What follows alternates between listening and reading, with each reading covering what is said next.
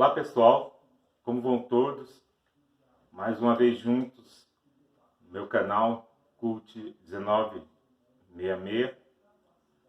Antes de tudo, como sempre, aquele pedido: se inscreva no canal, dê um like, compartilhe. Meu canal fala sobre livros, fala sobre música, fala sobre filmes, cultura no geral. Hoje, aqui um quadro novo, diferente. O nome desse quadro é o meu livro favorito. Eu estou aqui com a Laís. A Laís é minha filha. Ela é formada em letras pela UNB, Universidade de Brasília. Aquela universidade que o ministro da Educação falou que tem muita balbúrdia lá. Tem muita balbúrdia, Laís? Não, tem não. Ela estudou também na UFMG. Como eu disse, ela é formada em letras e durante o seu curso de graduação ela estudou literatura inglesa também. Então, eu vou explorar um pouco a Laís, pedir para que ela escolhesse o livro predileto dela. Ela falou que tem 2 livros, então nós vamos falar sobre os 2 livros hoje aqui. Então, eu vou continuar trazendo pessoas aqui, né? Apesar da dificuldade, nós estamos enfrentando aí um período de isolamento social.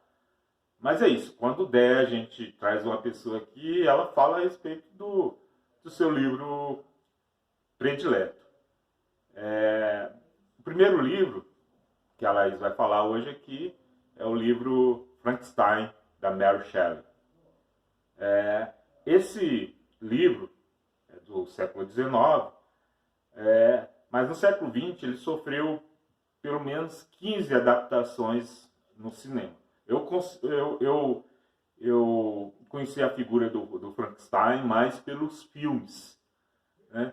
Eu destaco 2, que é um de 1986, chamado A Prometida, baseado no livro Frankenstein, com Sting, aquele baixista, cantor do The Police.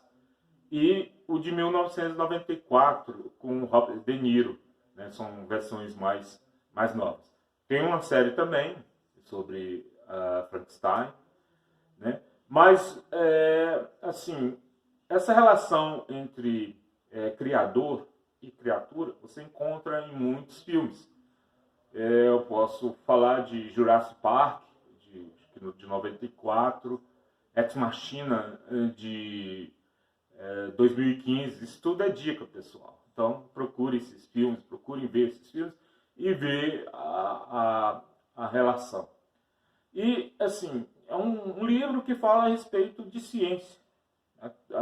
Até onde, qual o limite da ciência, né? Recentemente eu li uma reportagem a respeito de um mamute. Mamute é aquela espécie extinta, parecida com um elefante. Não é um elefante, é parecido. Um animal imenso, né? Peludo, mais ou menos extinto aí há 10 mil anos atrás. Então acharam um mamute parcialmente preservado, até um filhote, extraíram sangue, com o objetivo de fazer uma clonagem, quer dizer, criarem algo similar. Só que como não tem espécie original, esse animal seria gerado no ventre de um elefante. Então, assim, seria algo meio Frankenstein, né? Daria certo? Qual seria o problema? Né? Então, existe todo um debate ético aí, e a gente pode observar isso também dentro do livro Frankenstein. Mas agora eu vou passar a bola para a Laís.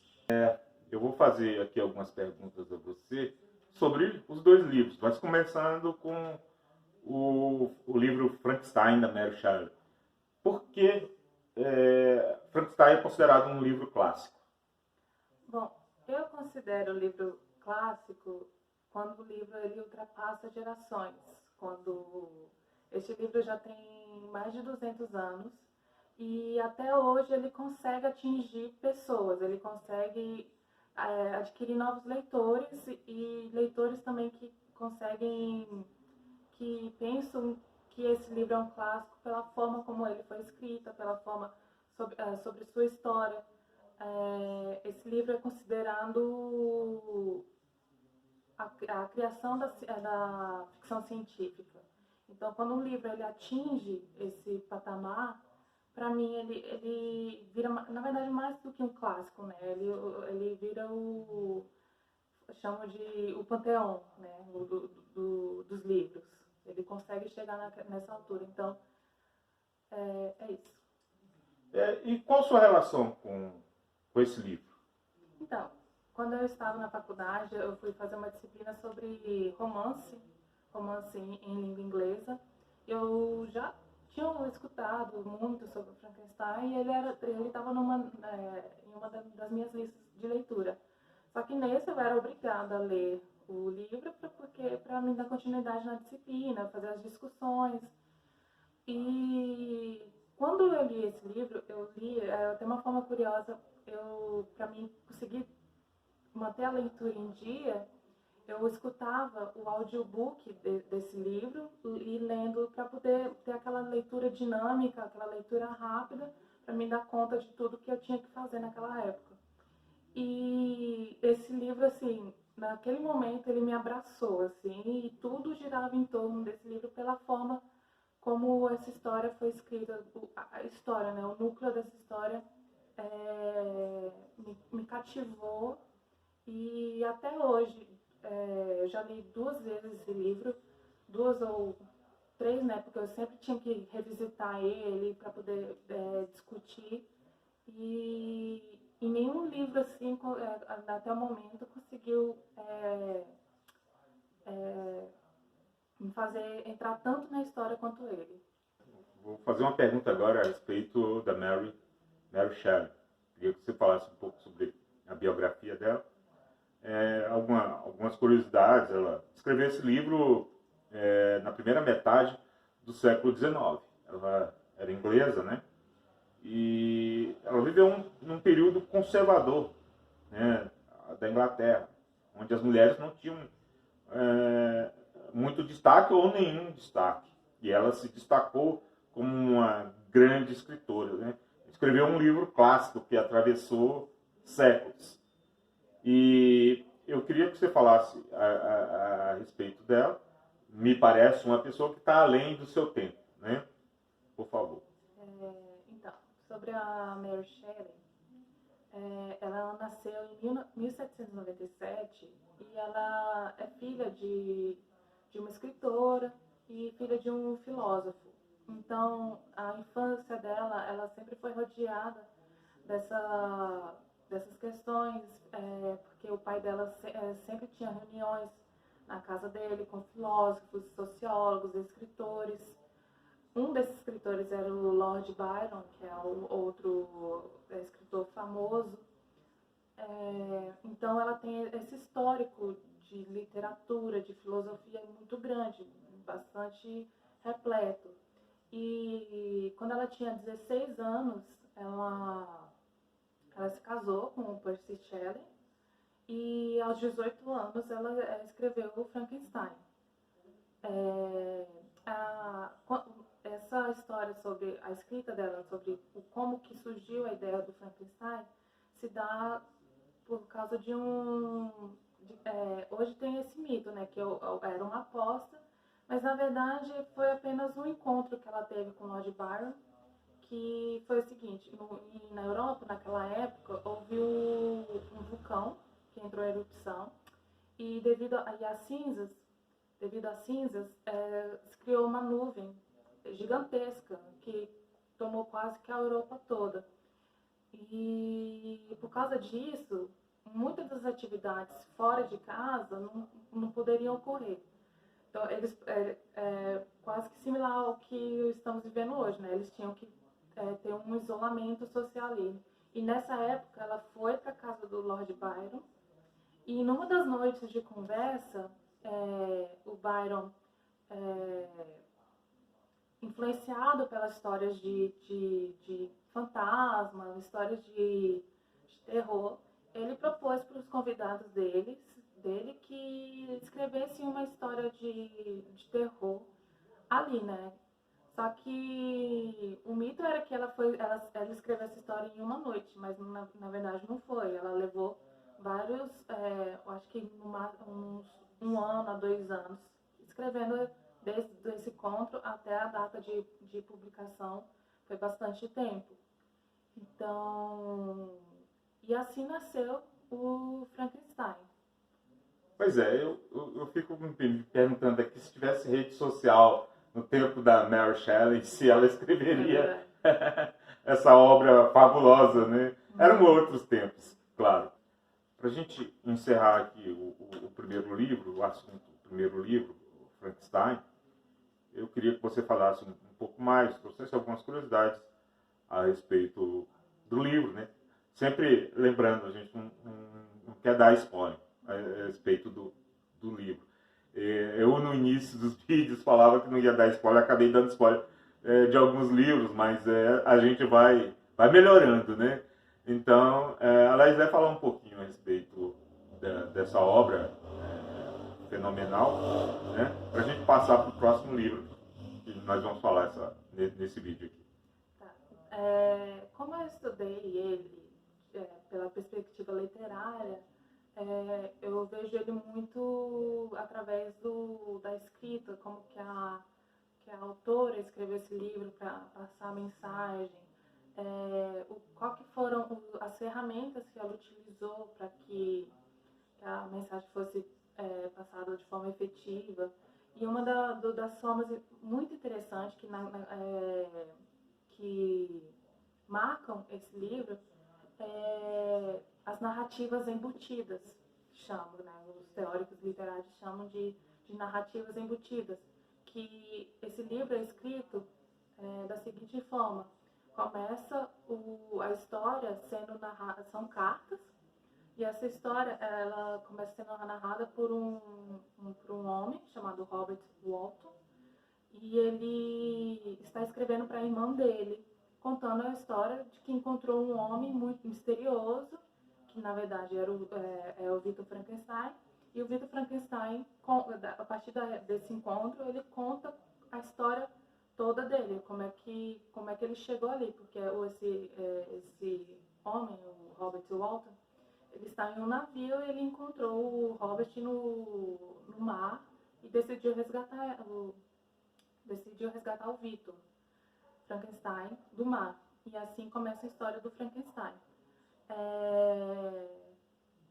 Então, a partir daí, quando o Robert encontra o Victor e o Victor começa a contar a sua história, então temos a narrativa principal, ou seja, uma história dentro de uma outra história. E assim por diante, até quando o Victor começa a contar a história do monstro, e assim a gente tem a história do livro contada pela perspectiva do monstro. Então isso é chamado de histórias embutidas. Esse tipo de ferramenta que a Mary Shelley usa para poder enfatizar onde que ela quer chegar, porque a maioria das histórias elas são contadas de forma cronológica e não dessa forma, uma história dentro de uma história. Mas ela usou esse artifício para que a história do centro fosse mais evidenciada, se sobressaísse sobre as outras. Que ela queria mostrar o que o monstro estava pensando, a perspectiva do monstro, que é a história principal ali. E isso é muito interessante. Quando você consegue ter essa visão da narrativa, você consegue tirar algo a mais ali daquela história, que tem muita coisa dentro dessa história. Outra questão é também do monstro e do seu criador, que em muitos momentos a Mary Shelley mostra como que esses eles são quase que a mesma pessoa, só que o criador e o monstro, eles têm muitas características iguais, a busca pela sabedoria, o que o monstro também tem. Vocês podem pensar que o monstro, pela visão que há dos filmes, alguns filmes retrataram ele como algo bobo, algo sem pensamento, alguns nem falavam. Mas, na verdade, o monstro do livro mesmo, o monstro do Frankenstein, ele é uma criatura que pensa, que raciocina e que consegue argumentar questões até mesmo filosóficas, questões que nenhum homem poderia argumentar. E é isso, assim, esse livro ele tem muito mais coisas, assim. Eu precisaria escrever um outro livro para poder discutir o que há nesse livro, mas essas duas, para mim, são as mais interessantes. A questão como se eles fossem um clone um do outro, né? E também das histórias embutidas. Ok, muito, muito legal. E se você ainda não leu Frankenstein, da Mary Shelley, te aconselho a ler, né? E mudar um pouco da visão, né, dos filmes, né? Do Frankenstein bobo, que aparece muito, né? E, então, agora nós vamos falar então sobre o segundo livro, que é A Volta ao Mundo em 80 Dias. Ela está segurando ele aqui, né? É outro livro que ela tem como livro favorito. Eu não vou perguntar porque ela considera ele um livro clássico, porque ela já definiu o que é clássico, né, aqui no início. Antes de fazer a próxima pergunta, né, pelo que dá a entender no título do livro, que a Terra ela tem um formato aí de circunferência, né? A volta. Ao mundo. Então, assim, porque o mundo anda meio maluco, né? Tem gente acreditando que a Terra é plana, né? Mas alguém do século XIX, sem visão de satélite, nada, já tinha isso. Mas eu poderia voltar aí e dizer que há 2.000 anos, 2.500 anos, as pessoas já tinham essa ideia de que havia um lado seria esférico, né? Esse formato da Terra. Mas isso é só para a gente ir para a próxima pergunta. A próxima pergunta é a sua relação com o livro.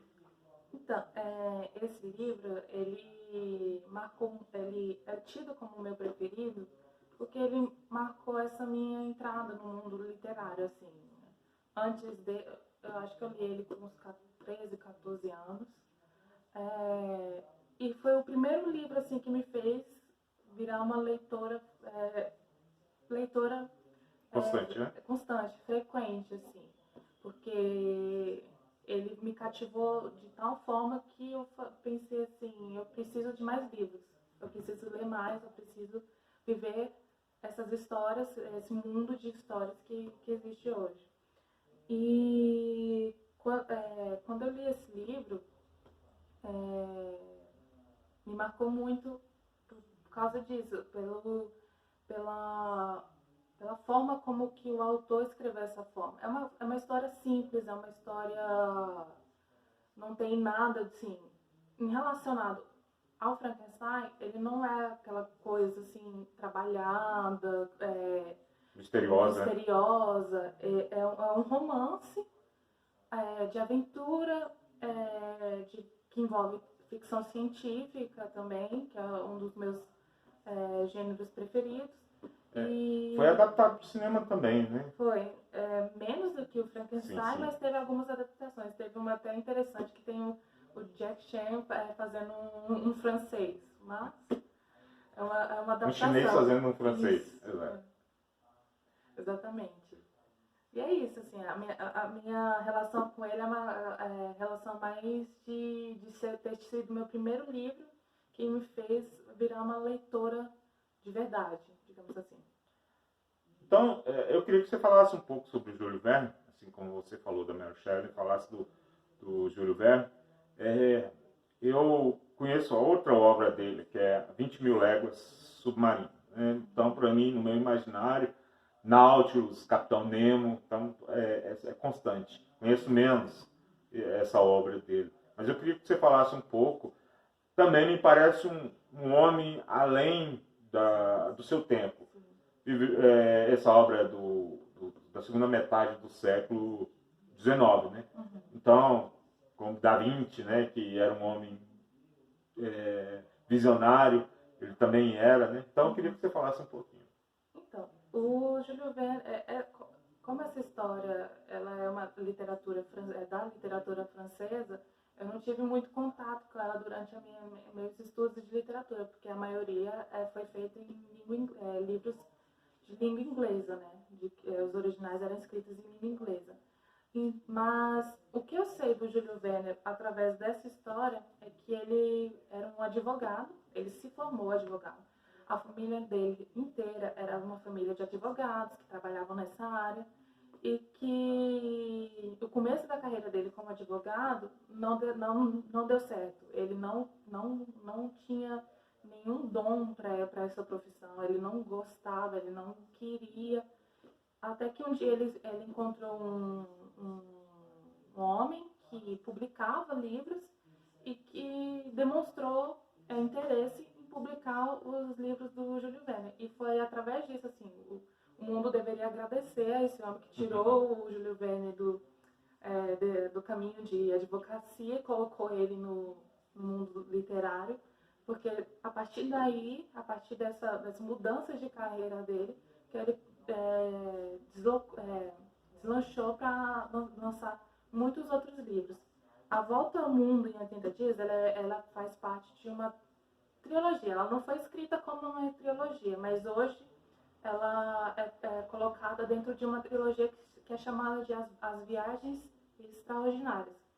As Viagens Extraordinárias é composta por esse livro, A Volta ao Mundo em 80 Dias, assim como 20.000 Léguas Submarinas e Viagem ao Centro da Terra. Todas elas ultrapassando o seu tempo, porque falavam de tecnologias que naquela época não existiam. E é isso, assim, o pouco que eu sei do autor são esses fatos, assim, que a mudança radical da carreira dele fez com que ele colocasse seu nome no tempo. Você falou do Viagem ao Centro da Terra, eu havia me esquecido, né? Do Conde Saknussemm. A gente conhece mais Viagem ao Centro da Terra por causa do cinema, né? Acho que tem algumas adaptações também aí a respeito dessa obra também do Júlio Verne. Fenomenal também, tá? Então, assim, para a gente encerrar, eu queria que você trouxesse algumas coisas a respeito do livro. Pois é, como eu falei, essas obras das viagens extraordinárias, a principal característica delas é o uso de tecnologias que não existiam naquela época. Não tanto a Volta ao Mundo em 80 Dias, ela não é tão assim drástica nessa questão. 20.000 Léguas Submarinas, por exemplo, ele premeditou o submarino, que é o Nautilus, que era algo que não existia naquela época. E também em Viagem ao Centro da Terra, também ele falou de coisas que anos depois começaram a aparecer, devido ao avanço da ciência. Já A Volta ao Mundo em 80 Dias é algo que quebrou barreiras naquela época, porque não existia a possibilidade de você dar a volta ao mundo, mas devido à construção de ferrovias, a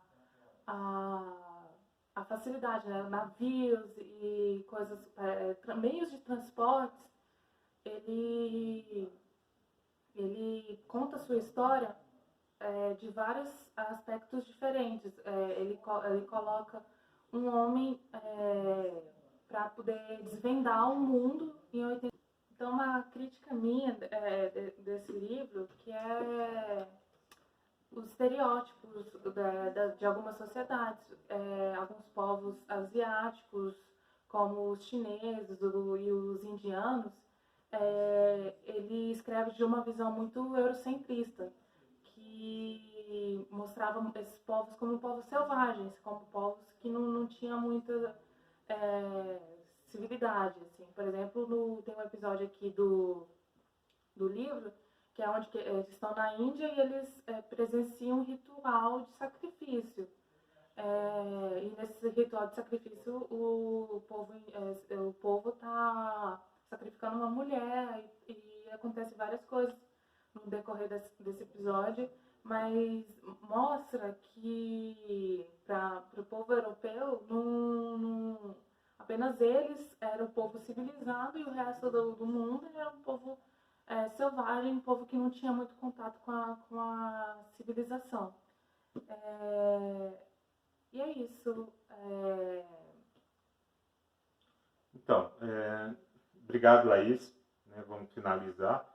Obrigado, Laís, pela colaboração aí. Falou dos seus livros prediletos. É a nova seção aqui do meu canal, né? Meu livro predileto. Tive aqui o prazer de contar com a Laís, minha filha, meu orgulho.